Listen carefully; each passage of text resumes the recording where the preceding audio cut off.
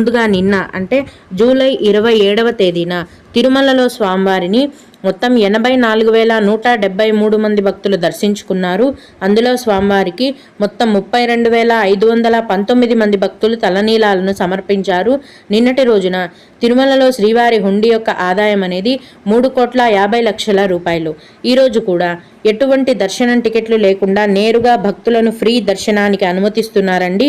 ఇలా టికెట్స్ లేకుండా నేరుగా వెళ్లే ఫ్రీ దర్శనానికి ప్రస్తుతం 10 నుంచి 12 గంటల సమయం అనేది పడుతోంది.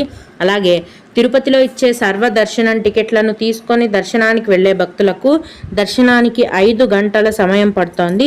300 రూపాయల దర్శనం వారికి మరియు 500 రూపాయల దర్శనం వారికి దర్శనానికి 4 గంటల సమయం అనేది పడుతోంది.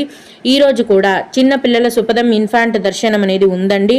ప్రస్తుతం సుపదం ఇన్ఫాంట్ దర్శనానికి 1 గంట సమయం, అలాగే విఐపి బ్రేక్ దర్శనం టికెట్ల